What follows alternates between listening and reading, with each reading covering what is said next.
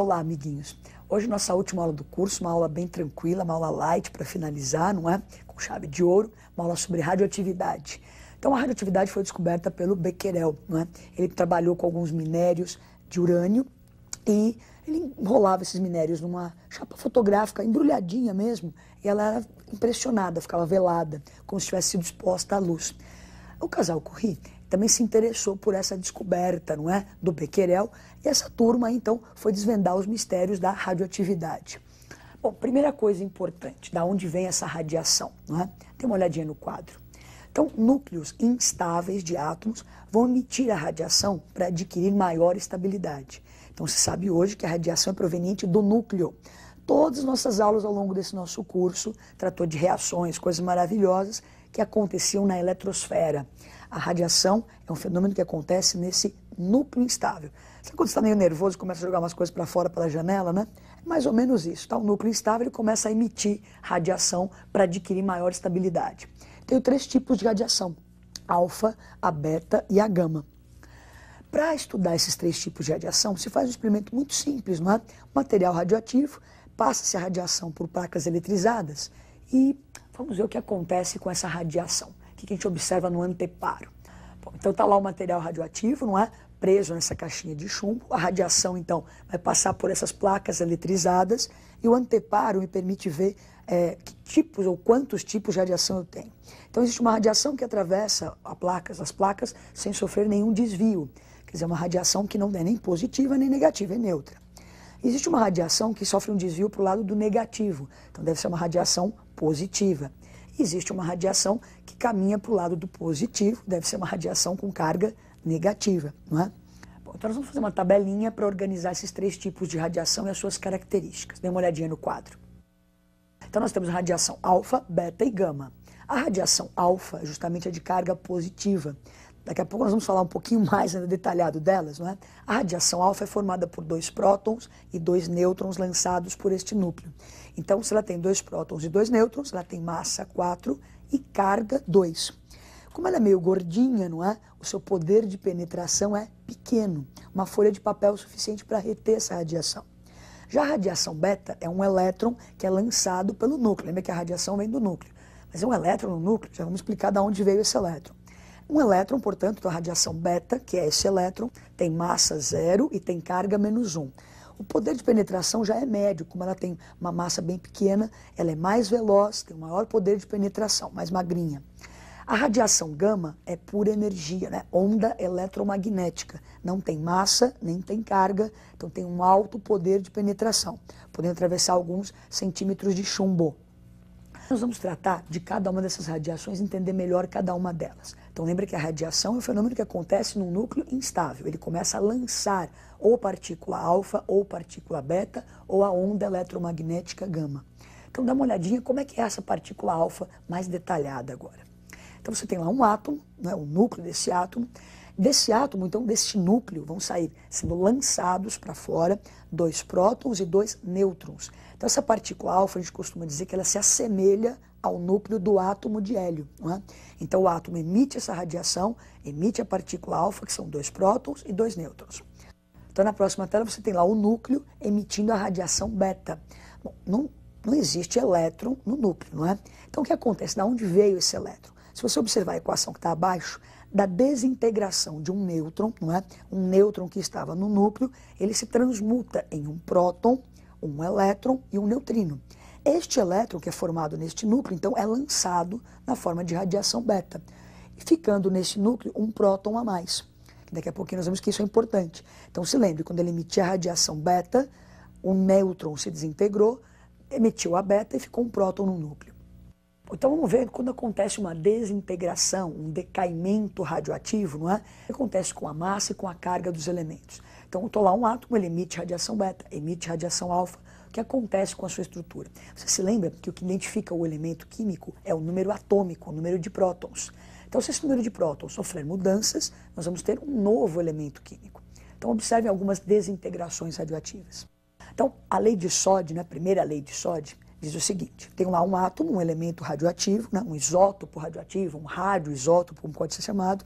Se ele emitir uma partícula alfa, a sua massa vai diminuir em 4 unidades e o seu número atômico diminui em 2 unidades. Você se lembra que ele emitiu 2 prótons e 2 nêutrons. Então a massa decai 4 unidades, o número atômico 2.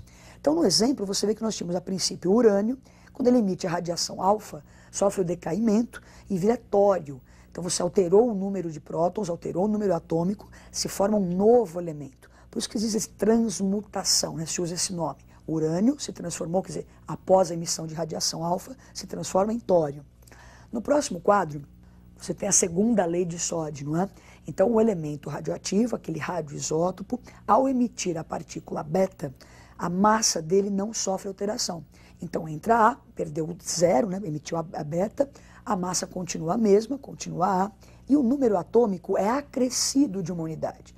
É importante que você se lembre o seguinte, olhando essas equações, o que entra ali, a massa que entra, o número de massa que entra é igual ao número de massa que sai. E o número atômico que entra é igual ao número de prótons lá que sai. Então tem que haver uma igualdade. Então entrou Z, daí Z mais 1, do outro lado, né? Olha, Z mais 1 menos 1 vai dar Z. Então, para emitir a partícula beta, lembra que ficou aquele próton dentro do núcleo. Então aumenta o número atômico em uma unidade. No exemplo nós temos o tório, ele emitiu uma radiação beta, então a massa você conserva, formando então os isóbaros, né? Mesma massa, e o número atômico diferente. Então o número atômico foi acrescido de uma unidade. Bom, o que acontece então? A radiação é proveniente do núcleo. Então o elemento pode emitir radiação alfa, radiação beta e a radiação gama, não é? Normalmente, se ele emite a radiação alfa, ele pode emitir junto a gama e não a beta. Então nunca você vai ter um elemento radioativo emitindo simultaneamente alfa e beta. Então, ele pode emitir alfa, ele para, emite beta, e a gama acompanha, não é uma festa. O que acontece? Esses elementos, então, quando emitem radiação, sofrem essas desintegrações. Então você percebeu que eu tinha urânio, esse urânio emitiu uma radiação, se transmutou em outro elemento. Existe um período, né, de tempo chamado meia-vida, que é justamente o tempo para que a sua amostra radioativa tenha a sua atividade, a sua massa reduzida à metade. Então, existe uma amostra de material radioativo aqui. Passado esse tempo chamado de meia-vida, que depende muito do elemento, pode ser alguns segundos como bilhões de anos, não é? Passada essa meia-vida, este tempo, aquele material radioativo que eu tinha nas minhas mãos perde o seu poder radioativo em 50%, perde a sua massa em 50%. Vamos organizar isso num quadrinho para você entender melhor. Dá uma olhadinha na tela. Então nós tínhamos o urânio emitindo, por exemplo, radiação alfa, se transmutando em tório. Então vamos supor que eu começo com uma amostra com 10 átomos de urânio radioativo. Passado esse período chamado de meia-vida, não é? Restam só 5 átomos de urânio e formaram então mais 5 átomos de tório. Lógico que ele não desapareceu, não é? Então o urânio se transmutou em tório. Então se eu tivesse, por exemplo, 20 gramas de urânio, eu teria do outro lado, depois da meia-vida, 10 gramas de urânio. Se o poder radioativo desses 10 átomos era de 100%, é o inicial, após a meia-vida, eu vou ter 50% desse poder radioativo. A gente ainda pode colocar isso num gráfico para mostrar o decaimento de um elemento em relação à sua meia-vida. Dê uma olhadinha no quadro. Então, temos lá uma massa de uma amostra radioativa, não é? E o tempo vai passando. Então, a massa inicial, M. A massa, quando se reduz à metade, esse primeiro período seria uma primeira meia-vida. A 1/4 da massa teriam passado 2 meias-vidas. 1/8 da massa inicial, passado 3 meias-vidas, não é? Então, o gráfico está mostrando o decaimento de um material radioativo. Bom, agora, esse material radioativo, a gente ouviu falar em usinas nucleares, bombas H, não é? O que acontece? Que processos eu posso ter com esse material radioativo? Então, existe um processo chamado de fissão nuclear e um processo chamado de fusão nuclear. Fissão, olha, uma quebra, não é? Então, é possível você quebrar um núcleo de um átomo atingindo ele, por exemplo, com um nêutron a alta velocidade. Então, eu tenho um núcleo grande, não é? Eu vou bombardear esse núcleo com um nêutron a alta velocidade. Isso vai causar uma quebra desse núcleo em núcleos menores e libera uma energia absurdamente grande, não é? Nós vamos olhar para o quadro e observar isso melhor ali, ó. Então, nós vamos ter uma reação de fissão nuclear. Está lá o átomo de urânio, foi bombardeado por um nêutron a alta velocidade. Não é sempre que vai formar bário e criptônio. Essa quebra você não tem muito controle. Vai se formar 2 átomos menores, não é?